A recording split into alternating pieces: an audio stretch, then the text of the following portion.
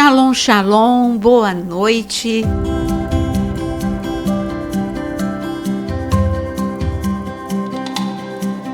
Boa noite a todos que estão seguindo o nosso estudo, a nossa linha de escatologia, mas a gente está vendo capítulo por capítulo de Apocalipse. Os últimos capítulos que a gente viu foi os capítulos 8 e 9, e hoje a gente vai para o 10 e 11. Vamos ver se a gente chega no 11, né? Eu acho que a gente chega. E eu queria também aproveitar e cumprimentar pastor Jonas. Boa noite para você, para Pepeu, para Aquino e para todos que nos ouvem. Pastor Osano. Boa noite, pastora Naira, pastor Jonas, Aquino. Boa noite, queridos. E vai ser uma excelente noite, hein? Depois de grandes chuvas, né? Grandes revelações, né? É verdade. Então, agora eu quero fazer aquele convite de sempre que às vezes você ouve tantas vezes que você esquece de fazer, de tanto que ouve. Ah, não, depois eu faço. Não deixa para depois. Deixa o teu like. Você já conhece a gente. Deixa o teu like, compartilha e venha conhecer a área de membros. Os cursos continuam sendo gravados, curso de restauração emocional, curso sobre Israel, história, profecias, usos e costumes, geografia, tem tudo, atualidades nesse curso de Israel e tantas outras coisas. É um curso bem completo para você. Convido você a conhecer na área de membros. E hoje nós vamos começar em Apocalipse capítulo 10. Lembrando que nós estamos na grande tribulação, em Apocalipse, tá? Não agora. Nós estamos aqui no capítulo 10, já é quase na metade da grande tribulação. Já se passaram selos e agora nós estamos nas trombetas. E as trombetas, se você reparou, você que tem acompanhado a gente, elas são mais assustadoras do que os selos, ou seja, a terra vai ficando quase que insustentável viver aqui na terra. O Senhor mesmo disse que se não fosse por amor aos eleitos,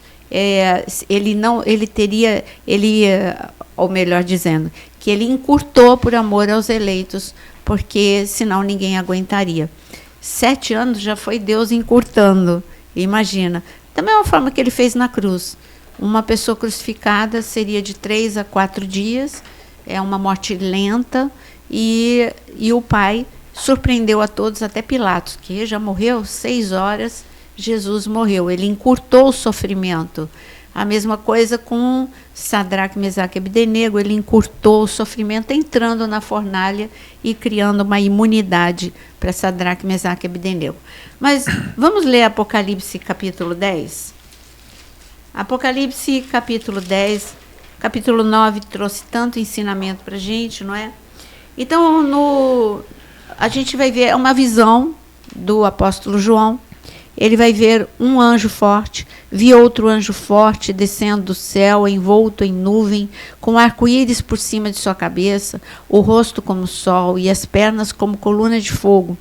E ele tinha na mão um livrinho aberto, pôs o pé direito sobre o mar e o esquerdo sobre a terra, e bradou em grande voz, como ruge um leão. E quando bradou, desferiram os 7 trovões as suas próprias vozes. Vamos ficar nessa imagem aqui. Este anjo está diferente, né? Tá diferente. Esse anjo está diferente, primeiro pela autoridade que ele tem. Ele brada, a gente nunca vê um anjo bradando como leão. Então aqui já fala que esse anjo é diferente. Então, esse anjo, e também o fato dele estar com um pé no mar, outro pé na terra, mostra a autoridade sobre céu, terra, mar. Então, a gente está falando aí de até a descrição dele, sobre as pernas, sobre o rosto, sobre a voz, como nós falamos, já mostra que é um juízo e que Jesus está falando. Aqui é isso que a gente vê. E esse anjo fala de algo bem sério. E eu gostaria de pedir que o Jonas pudesse ler o que o anjo fala no versículo 4. Logo que falaram os 7 trovões, eu ia escrever, mas ouvi uma voz do céu dizendo: guarda em segredo as coisas que os 7 trovões falaram, e não as escrevas. Então o anjo que vi em pé sobre o mar e sobre a terra, levantou a mão direita para o céu e jurou por aquele que vive pelos séculos dos séculos, o mesmo que criou o céu, a terra, o mar e tudo quanto neles existe. Já não haverá demora. Aqui é um mistério total, né? No capítulo 10, fala para João não escrever e também nada é dito para ele. Ele só vê que é um momento extremo, é um juízo bem forte sobre a terra. Mas eu acredito que ele tenha visto o mistério desvendado. O Senhor disse para ele não escrever, mas para ele Deus mostrou. É verdade. Se bem que a gente chega no final do capítulo 10, a única coisa que o anjo diz aqui é que vai ser sem demora, algo. Então, quer dizer, este momento, o capítulo 10, na verdade, ele é uma introdução para o juízo do capítulo 11. Porque mostra todo o extraordinário, mostra todo, como o céu está envolvido nesse juízo. Porque a gente costuma falar que tudo que é ruim vem do diabo. E a gente não entende que, muitas vezes, o que é ruim é a misericórdia de Deus para sacudir, para acordar, para fazer. É a mesma coisa. Por exemplo, um pai que castiga um filho. Ou vamos usar outra palavra, porque hoje tudo é complicado de se usar. Um pai que disciplina o seu filho. Corrige, disciplina. Eu tenho um coração bem fraco para isso, né? Como avó, eu não consigo corrigir, disciplinar com dureza, nem com muita firmeza. Eu sou um coração muito mole. Tanto neto, filho, até animal. Faz o que quer comigo. Com dureza, mas com firmeza. Né? Mas é necessário. É necessário. Não estou falando que o jeito que eu sou é o correto. Só estou falando que eu tenho um coração muito mole. E então, quando você olha, você fala assim, não, isso não é bom. Claro que não é bom, mas é necessário. É necessário para que essa criança possa conviver, possa ter saúde mental, emocional, espiritual, cresça no caminho do Senhor. É necessário. Então, quando o juízo de Deus vem, parece que é o diabo. Mas Deus exerce disciplina. Ele mesmo falou, ele exerce. Eu acredito que não é nem pela questão de ser duro, né? Um pai duro. Deus não é um pai duro, nunca foi durão. Mas ele preza demais da conta pelo sacrifício que o seu filho fez e passou por amor de nós. Então, quando a gente está relaxando com os princípios de Deus, que é o que gera proteção para nós, Deus opera, né, e usa logo em seguida a sua misericórdia para nos resgatar, para nos tirar. Ele realmente, o que ele faz é o que o pai faz, o que o pai deveria fazer aqui na Terra, né? Despertar o filho de alguma forma. Como que desperta? Você vai acordar teu filho e de repente ele fica enrolando na cama. Aí você fala, acorda, já passou da tua hora, mais um minutinho. Chega com um balde de água bem gelada e joga em cima dele. Não é? Rápido. Ele vai levantar, vai dar um pulo da cama. É um pai. Agora, eu digo para você, Deus quer chamar a atenção para que haja conserto. E, às vezes, ele não consegue. Não porque ele não pode. As pessoas não querem. E Deus deu o livre-arbítrio. Quando a gente olha para Jeremias, quantas vezes Deus anunciou o juízo? Ficou difícil. Mas o povo queria ouvir mensagens que agradavam ao coração. Você sabe que chegou o castigo, que foi o exílio para a Babilônia. Tem uma coisa nesse contexto todo aí que deixa a gente bastante, não inseguro, mas também não muito certo, né? Que é a questão do selo. Deus age de uma forma com aqueles que têm o selo da promessa, né? E age de outra forma com aqueles que realmente, deliberadamente, ouviram e não quiseram seguir. A gente pode até tomar como exemplo aí o que aconteceu com Israel depois de Cristo. Ele esteve presente, ele não só falou, ele esteve presente, ele manifestou o amor, manifestou o seu poder e ainda assim rejeitaram. Então, devido à rejeição, no ano 70, foram de novo dispersos pelo mundo, perderam Jerusalém, perderam Israel e ficaram 2 anos dispersos, né, pelo mundo afora. 2? 2000 anos. 2000 anos. Eu falei 2 só? É porque é 2. Tá bom. Mas a misericórdia de Deus, e isso estava dentro, né, do plano celestial.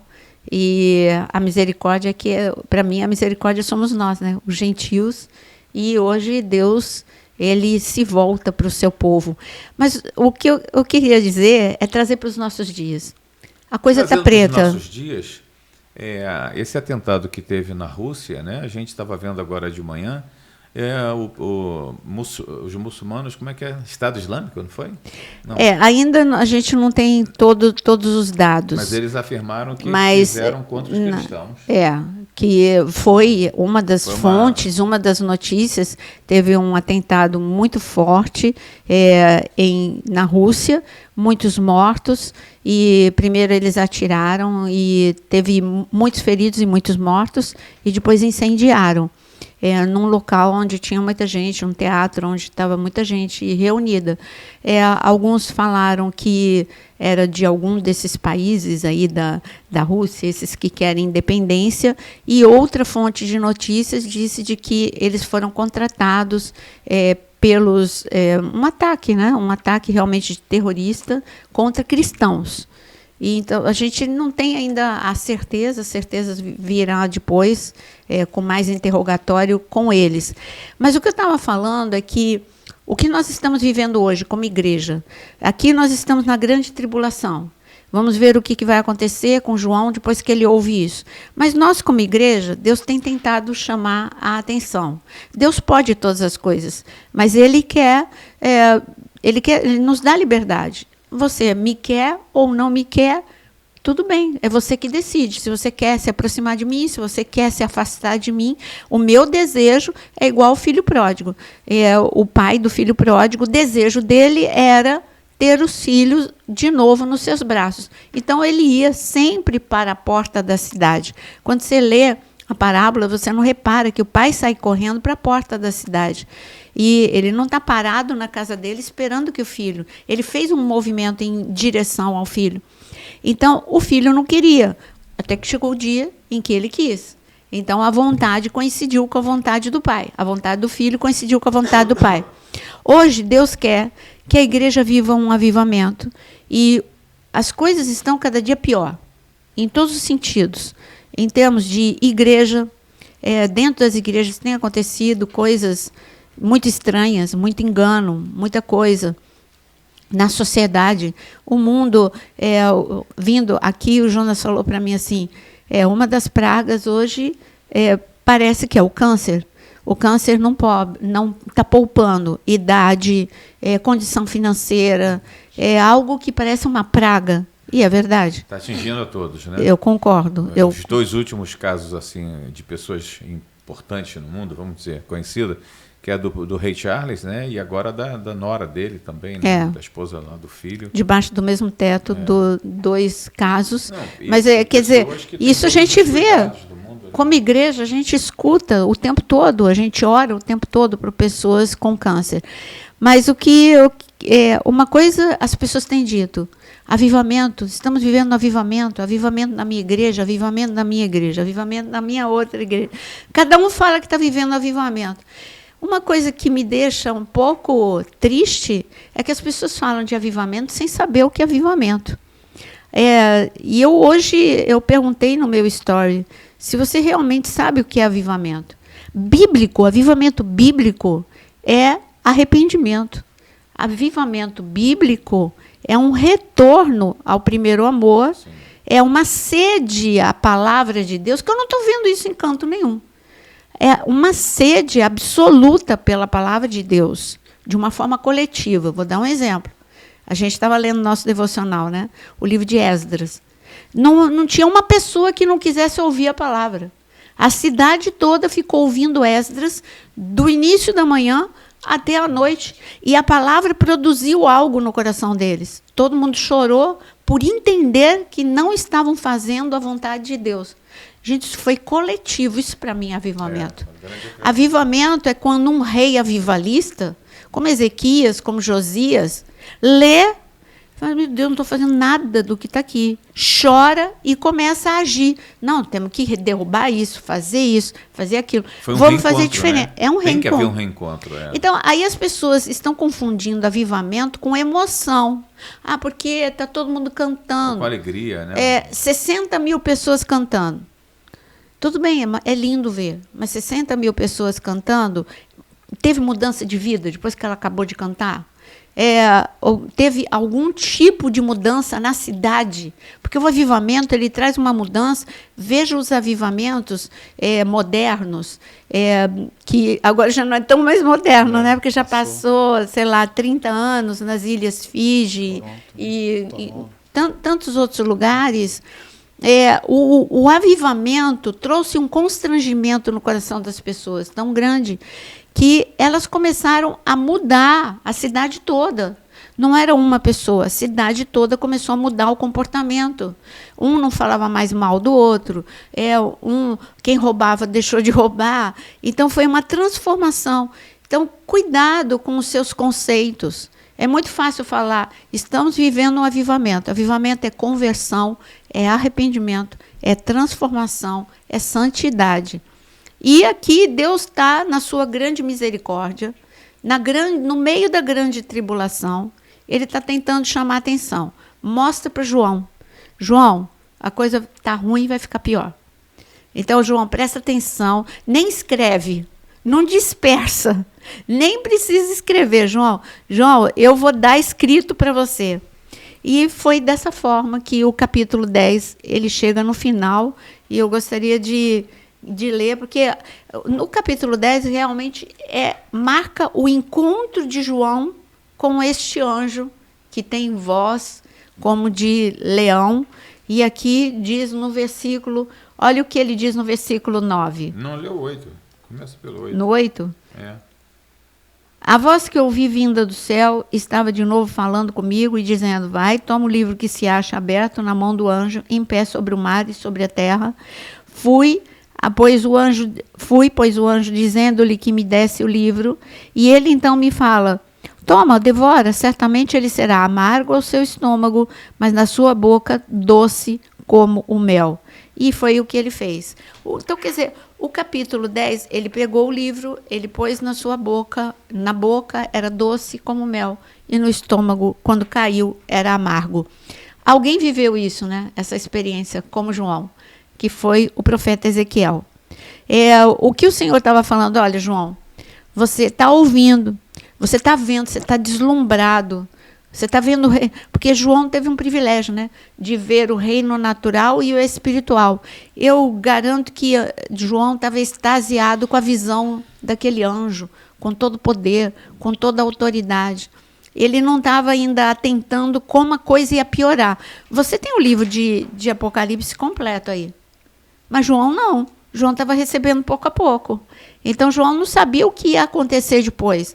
Eu garanto que João estava extasiado com a visão. Ai, que poder, que glória, que voz magnífica, que autoridade, o pé no mar, o pé na terra. Mas o anjo, o que foi dito para ele é como Ezequiel. O juízo ainda não acabou. Vai ser coisa dura.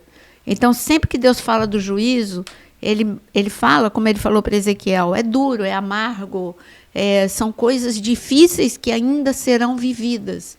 Quer dizer, para mim, o capítulo 10 está preparando para a trombeta que nós vamos ver a seguir. Aqui ele fala de coisas amargas.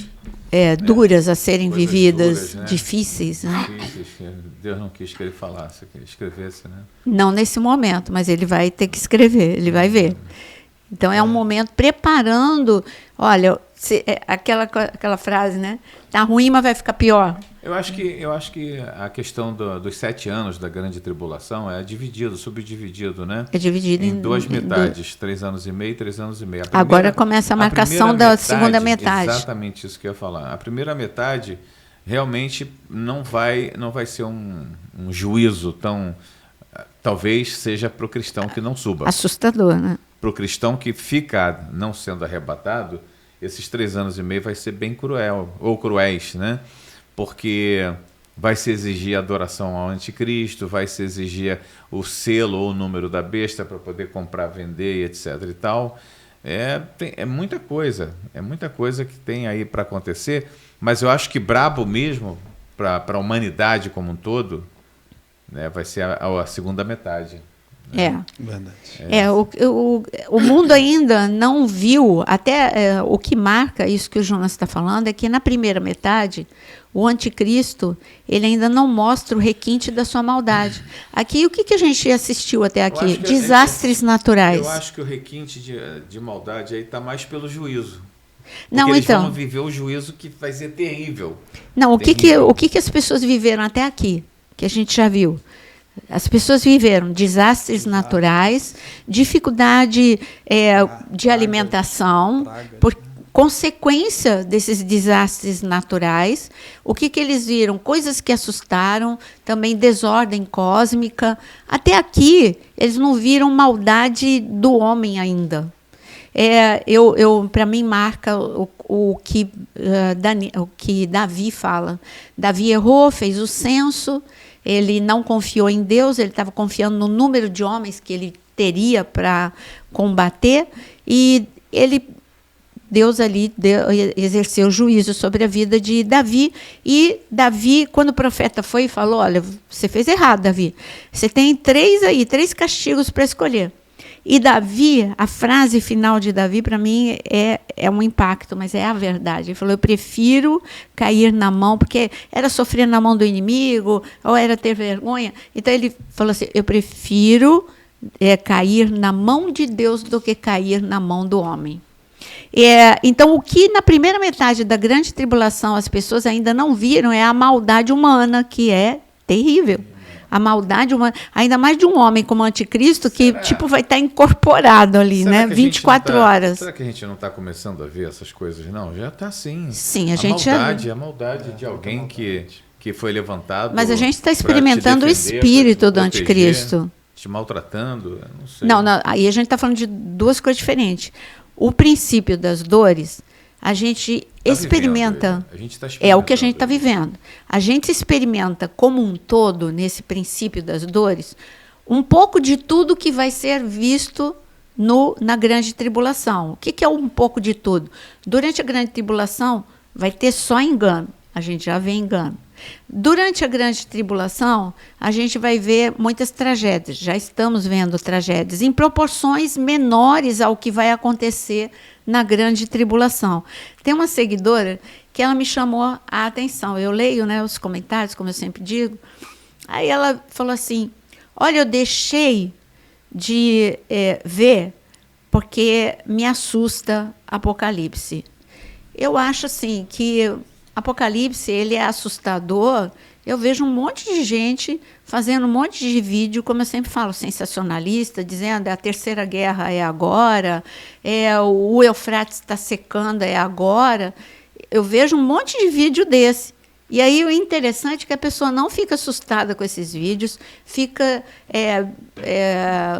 propagando esses vídeos, não confere se esses vídeos são verdadeiros. Agora, a gente não está aqui para apavorar ninguém, a gente está dizendo, estamos no princípio das dores, e o que a gente está lendo, capítulo após capítulo, é a grande tribulação. Para nós, que somos pré-tribulacionistas, já expliquei que a mesa que é pré-tribulacionista, para quem faz sempre a mesma pergunta, aqui o propósito desse podcast não é discussão, é esclarecimento. Então, nós não temos pessoas de fora, são 3 pastores da mesma igreja, unidade em Cristo, e nós temos a mesma visão escatológica. Então, aqui o objetivo não é ficar discutindo linhas escatológicas, mas ler a palavra de Deus. Seria interessante, né, a gente falar que uma profecia ela vem de Deus quando ela se cumpre, né? É a melhor forma de você checar. Então, de acordo com o Apocalipse, escrito por João, revelado por Jesus Cristo a ele, estude, tente compreender o que a gente está falando e deixa se cumprir. Mas, por favor, se prepare, né? Fique preparado para que você não fique para trás. Muito bom. O livro de Apocalipse é esclarecedor, Ele ainda fala muito em código, né? Tem muito mistério aqui sobre os selos, as trombetas. É tanta coisa para acontecer e tanta coisa acontecendo que a gente fica mesmo perplexo e dá medo, sim. Se você não conhece o céu, você vai ter medo.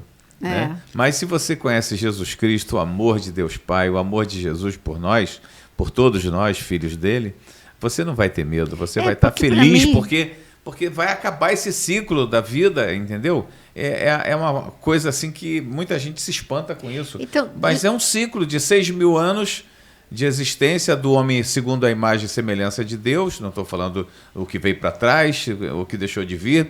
Estou me referindo ao homem imagem e semelhança do Senhor. Né? Então, fica ligado, porque esse ciclo realmente não tem muito para onde ir. A gente está vendo que a ciência progrediu, está vendo que a tecnologia está aí, né? A inteligência artificial já criando problema na mão dos malfeitores, né? Criando problema para nós, uma coisa que vem para ajudar. Né? Não sei se ajuda tanto, porque quando tu entra no estacionamento do shopping, tu não tem mais ninguém. Né? Só a inteligência artificial ali funcionando e tantos outros locais, produtos, etc. Mas não é para te apavorar que a gente está fazendo Para mim, assim, sobre o apavorar, se eu estou numa estrada e eu enfrento sem aviso uma curva sinuosa, vai dar medo porque eu estou na velocidade errada e eu posso não ter controle sobre aquela curva. Aí isso vai me dar medo. Se aquela curva sinuosa dá para um abismo, aí eu vou ter muito medo. Mas se eu tiver... Não é a Tim LaHaye que fez aquele gráficozinho mostrando... Sim. É tão interessante aquele gráfico. Para quem é pré-tribulacionista. Exatamente, mas a gente te orienta para ver, procura... Mas o gráfico é o que a gente fala. É tão facinho. Agora... Voltando à imagem da curva sinuosa. Agora, se eu leio a palavra, eu tenho aviso, cuidado, você está vivendo o princípio das dores, aí eu vou saber o que fazer, como me comportar, você está a um passo do grande avivamento, eu vou saber o que fazer, como me comportar.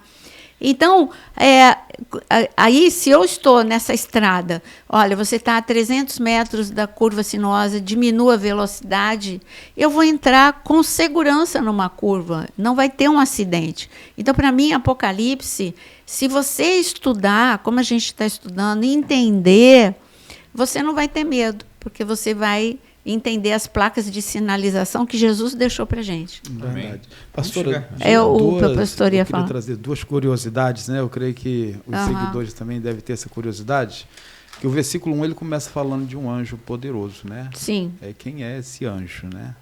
E a outra coisa que é mais falada no capítulo 10 é a questão do livrinho, né? Desse livro, né? Que lá em Ezequiel também capítulo 3:3, ele comeu e era doce.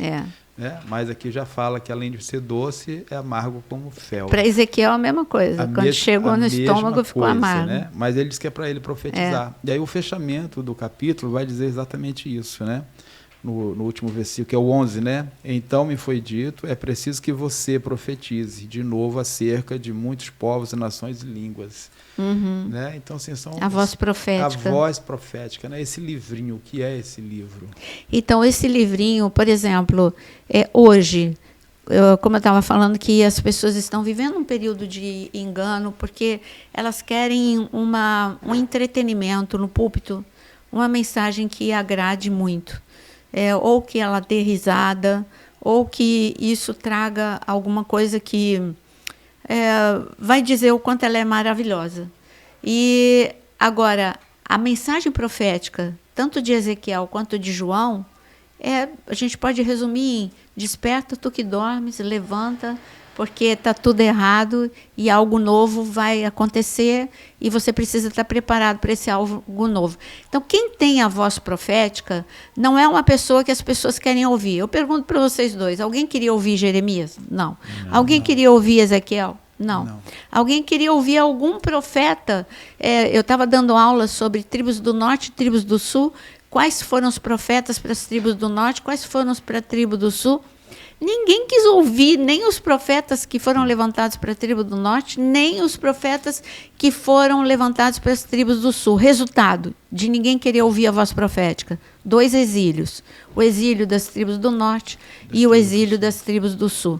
Né? Então, a mesma coisa está acontecendo com a igreja. Então, sobre o doce e o amargo, quando sai da boca de Deus é doce porque toda disciplina ele vê o resultado. Né? Quando a gente olha, lembra que a gente já comentou que vai ter muita conversão durante a grande tribulação? Então, para ele, o resultado é bom da voz profética, mas a pessoa que recebe não é a palavra que ela gostaria de ouvir. A senhora fez lembrar agora, a senhora falou do avivamento de Esdras. Né? E aquele avivamento, o que houve naquele avivamento? O povo saiu do cativeiro. Foram muito tempo debaixo de cativeiro e de opressão. E agora a profecia, a palavra da verdade está sendo ministrada novamente. Então ali houve um esquecimento, eles ficaram longe da palavra de Deus. E agora, quando refresca a memória, eu não estou fazendo isso, né? Então é por aí. Agora, em Apocalipse 11, entra um momento muito gostoso. A gente não é o toque de uma trombeta, mas aparecem duas pessoas que... Essas duas pessoas, elas marcam a metade mesmo da grande tribulação, porque aqui fala do tempo. Então, essas duas testemunhas, eu tenho vídeo só sobre as duas testemunhas aqui no canal, mas nós vamos conversar sobre elas. Até aqui, ninguém aparece em destaque. Até aqui, neste momento, na primeira metade da grande tribulação. Mas, neste momento, duas pessoas vão aparecer como destaque. São chamadas de duas testemunhas. Essas duas testemunhas, em Apocalipse, capítulo 11, ela é dada uma dica para a gente. E aqui está escrito, a primeira dica é quanto tempo elas vão ter de ministério. Aqui está, foi-me dado um caniço semelhante a uma vara, e também me foi dito, dispõe-te, mede o santuário de Deus, o seu altar, e os que naquele adoram. Versículo 1 está falando de um santuário. Que santuário é esse? O segundo templo. O segundo templo vai estar funcionando. O segundo templo, durante 3 anos e meio, o sacrifício vai ser feito. Aí, antecipando perguntas, como se Cristo já veio... Lembrem que quem vai estar fazendo o segundo templo, quem vai financiar, quem vai proporcionar é o anticristo. Os judeus vão considerá-lo o Messias e o sacrifício volta, porque são judeus que não creem no Messias, Cristo, Jesus, mas no Messias, o homem, que é o anticristo. Então, o sacrifício vai estar sendo feito. Aqui está falando, o sacrifício está a pleno vapor.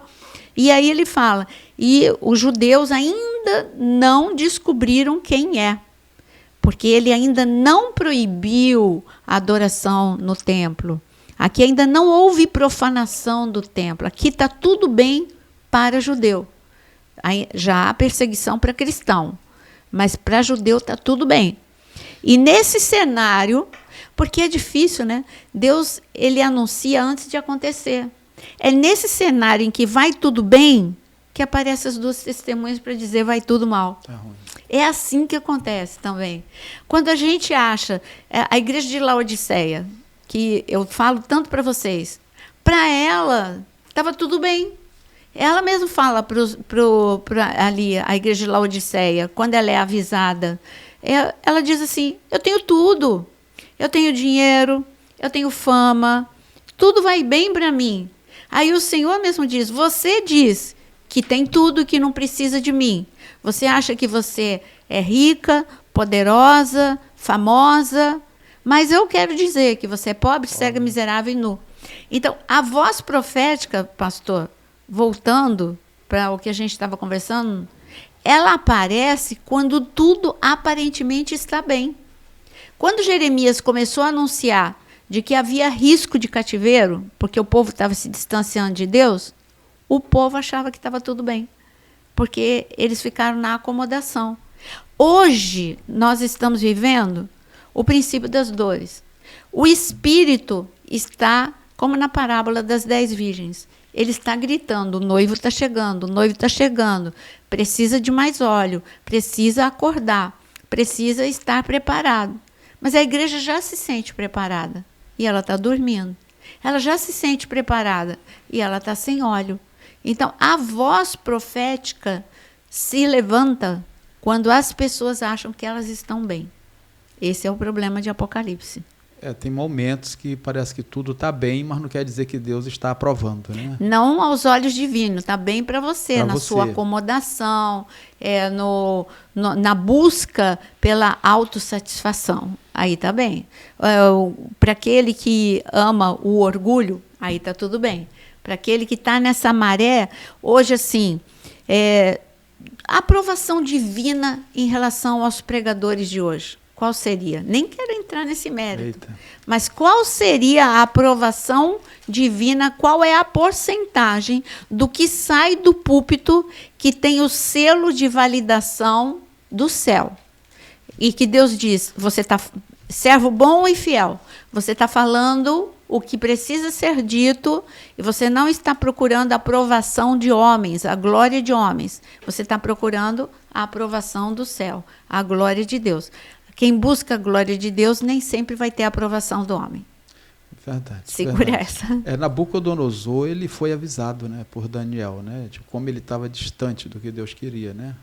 Até ele ficar igual uma besta, depois de 1 ano praticamente, ele ficou no campo padecendo. Mas a gente pode dar um desconto que Nabucodonosor nem era judeu, não era, digamos, convertido, depois que ele veio a reconhecer o Deus do universo. Mas eu estou falando de pessoas dentro da igreja. Não estou falando de pessoas que recebem o aviso. Porque assim. Mostra para os dois lados, né? Essa misericórdia de Deus vai estar tanto com aquele que é ímpio, e com aquele que está na presença de Deus, né? Exatamente. E Deus está avisando, né? Foi o que a senhora falou agora, né? Deus está sempre avisando na frente. O enviar as testemunhas avisar que aparentemente as coisas estão bem, mas que não está nada bem. As duas testemunhas? Isso. Elas chegam também numa hora cruel, porque é o momento em que a venda é retirada dos olhos dos judeus, entendeu? É o momento que eles enxergam o anticristo. Está para acontecer, ainda não. Então, estou falando aqui, está fechando. Estou falando de fechamento e abertura da segunda metade. Fechamento da primeira e abertura da segunda. E os judeus se rebelam contra o anticristo, expulsam ele da Terra Santa, né? Só que ele é o governo mundial. Então, nesse momento que eles já estão enxergando, começando a enxergar, mas se ele não é o Messias, se ele não é o nosso Cristo, né? Então, será que foi Jesus? Aí começa aquele questionamento. Vem as duas testemunhas e prega o evangelho para eles, mostrando Jesus como Messias. Nesse momento, ainda nada de ruim aconteceu com eles. Então, nesse momento, ainda estão encantados com o anticristo. Sim, mas aí, você lê até o versículo 3, você entende isso. De que ainda não aconteceu nada ruim. Essa é a passagem. Porque eles vão estar profetizando também. Né? Eles vão estar anunciando. O que ele está dizendo aqui? Darei as minhas duas testemunhas que profetizem por 1.260 dias. 3 anos e meio. 3 anos e meio. Em cima ele fala... Mas deixa da parte do átrio exterior do santuário e não o meças, pedindo para não medir, porque ele foi dado aos gentios. Estes, por 42 meses, calçarão os pés à cidade santa. Ou seja, então eles vão estar 3 anos e meio em Jerusalém anunciando de que a verdade. E os judeus ainda estão enganados. Aí quem são essas duas testemunhas? Né? A gente já conversou isso várias vezes. Mas não custa a gente. Todo mundo já pensa, né? Mas, pastora, esses 3 anos e meio aqui são os 3 anos e meio que os aparentemente está em paz, né? Não. Tem paz. O judeu, sim. Não, agora começa outra parte dos 3 anos e meio. A primeira metade está tudo bem para o judeu. Porque eles estão profetizando em um tempo aqui que aos olhos dos judeus está em paz. Tem paz. Mas eles aparecem agora. Eles não profetizaram antes. Eles vão começar a falar agora. Então, essa que é a medição. Entendeu? Entendi. Então, eles não falaram antes. Eles vão falar agora. Agora que eles vão incomodar. Porque as pessoas acham que vai tudo bem. Essa é a voz profética que incomoda. Porque ela aparece quando, o que a gente estava falando, quando aparentemente está tudo bem. Então, eles aparecem... O templo, por isso que para mim, vocês podem ter a opinião de vocês. Gente, aqui são opiniões, porque é muito difícil. Você não está assim escrito, é exatamente isso. Tá? Tem uma linha, como o Jonas disse, uma linha cronológica para você não se perder.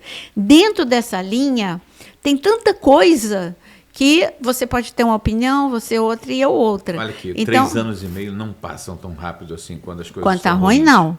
Então, mas acontece que... vamos fazer de conta que nós Coisa três... ruim demora a acabar. Vamos fazer de O conta que... importante é você Peraí. saber o seguinte, vamos lá. Ele me interrompeu. Você salvo por já foi- Jesus Cristo. Pode ser que já foi arrebatado. Você salvo por Jesus Cristo, ainda na terra, antes dos 7 anos começarem.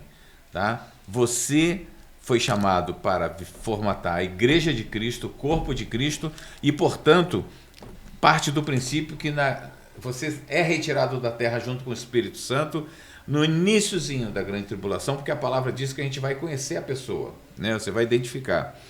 Começam 3 anos e meio aí que ele, para o corpo de Cristo, ele é um desastre. Para o corpo de Cristo, ele vai ser o carrasco. Ele vai mandar prender, ele vai mandar matar, ele vai mandar... etc, etc. Para o restante da humanidade, esses 3 anos e meio vão ser 3 anos e meio de prosperidade, sei lá, de alguma coisa boa, aparentemente. As pessoas... Porque o que vai acontecer? Ele vai governar o mundo. Ele vai governar o mundo. E quem já está nele, já está. Não tem problema nenhum. Agora, para quem foi acostumado com a glória de Deus, para quem foi acostumado com o maná que desce dos céus todos os dias, vai ser um grande problema, gravíssimo problema, porque ele não compra, não vende, ele não existe, ele não tem o que fazer. Como é que ele vai viver esses 3 anos e meio? Mas tudo isso que você está falando, você vai ver que ele vai começar a aparecer em Apocalipse 13. Assim como toda maldade, o índice da maldade, ela vai aumentando para a pessoa ir se acostumando e ela não... aí ela vai aceitando. Você se acostuma com aquilo que é ruim, depois você vai se acostumar com aquilo que é um pouco pior e depois com um pouco pior. É isso que está acontecendo com a grande tribulação. Hoje, nós não nos acostumamos no tempo da pandemia, ficamos chocados no início, mas depois andar com máscara, por mais incômodo que trazia, virou normal, a ponto do Japão precisar fazer um trabalho para o japonês conseguir, desmame mesmo, para conseguir tirar a máscara, de tão normal que ficou. No início era tudo muito ruim. No início, ficar em casa era algo assim terrível, mas você foi se acostumando. No início, ter aula online, você se acostumou tanto que teve muita gente que não quis voltar presencial, ou trabalho também. Então, o que eu quero dizer é que a grande tribulação, as pessoas foram se acostumando com as tragédias. É assim mesmo. O terremoto, os cometas, enfim, tudo que a gente viu acontecendo, os desastres, temperaturas extremas. E como o anticristo ainda não está tão mal, até aqui, a metade, as pessoas foram se acostumando com o governo dele. Mas o cara é bom, hein?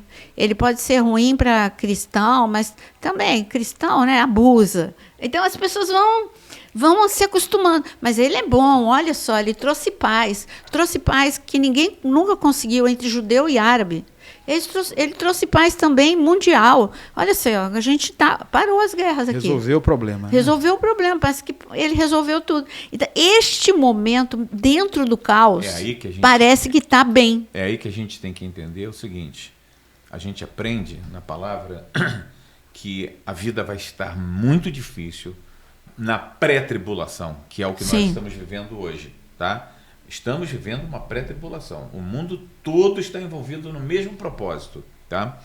Que é a plataforma do governo único. A criação de uma plataforma onde o camarada vai se manifestar e vai ter todo o controle da humanidade nas suas mãos, tá?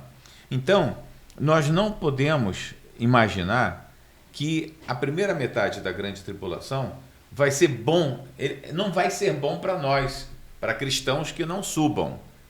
Pessoas informadas sobre Jesus Cristo, sobre a salvação, inclusive você que está nos ouvindo, registra, por favor, o que está sendo dito aqui, porque isso vai te ajudar. Nós não queremos que você acumule alimento dentro de casa, nada disso, porque nós queremos é que você suba no arrebatamento. Tá? E esse medo de ter que guardar as coisas para ter depois, isso aí é para quem não está com a fé fortalecida, né? Então, nós temos essa certeza que o anticristo, ele vem... Por que a pré-tribulação? É para tornar o mundo tão ruim, um caos econômico, caos social, que é o que a gente está vendo, pelo menos no nosso país, né?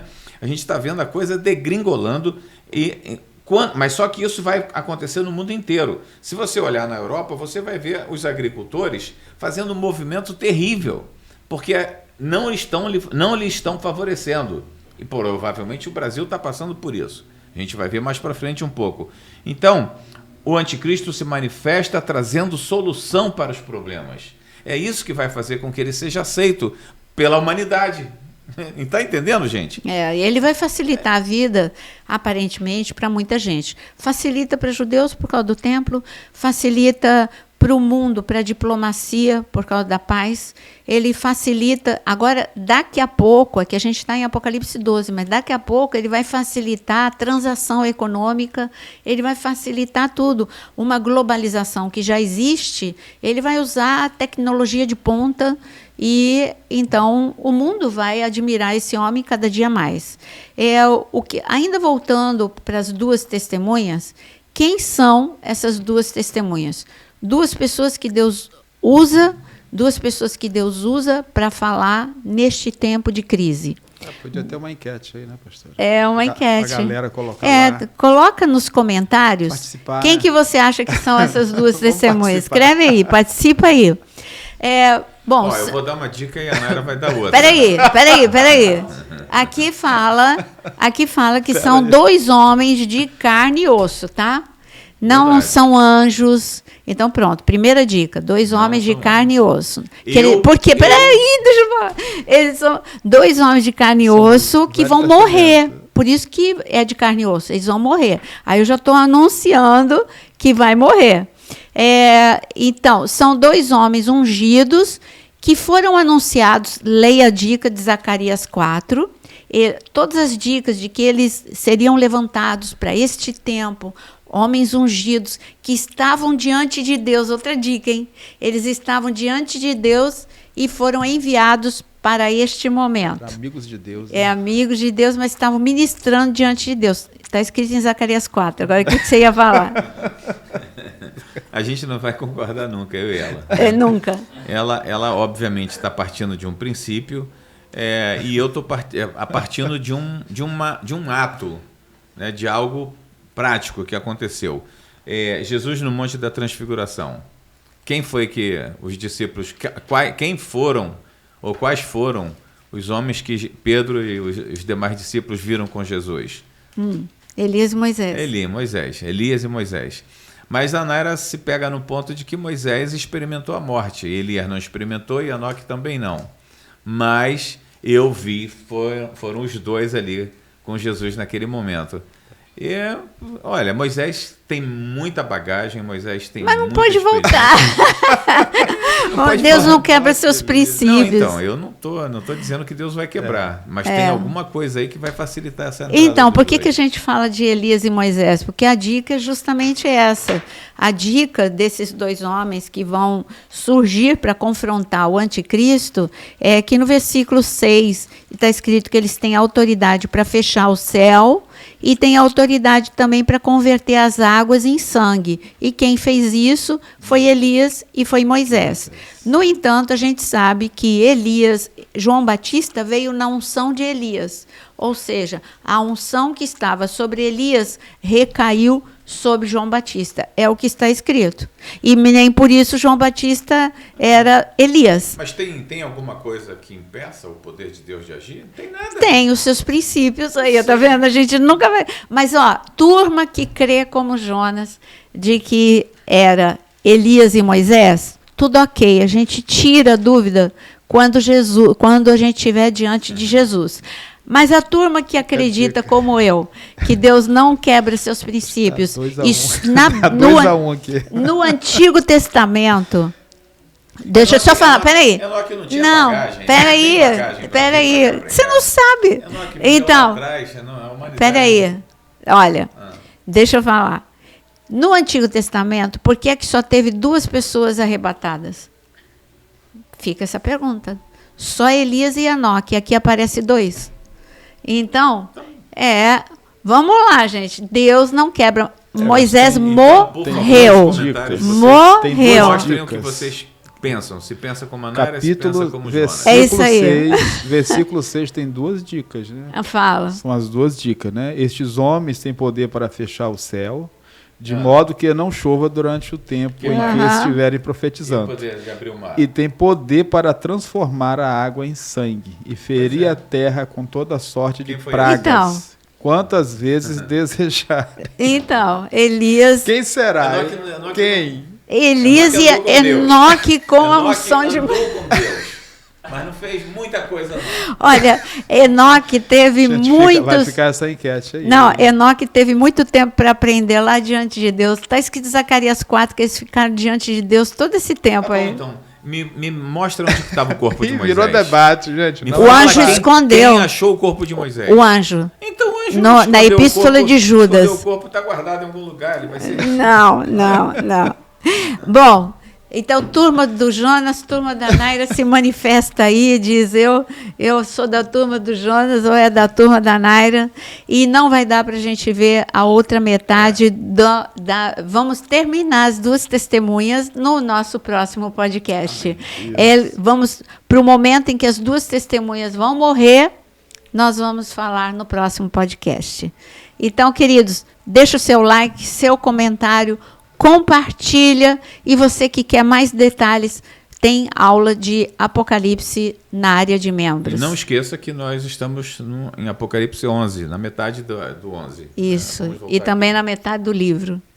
Okay. Deus abençoe. Deus abençoe vocês. Deus abençoe, queridos. Vai pensando aí, tá? Qual das 2 equipes? Qual time? Qual time?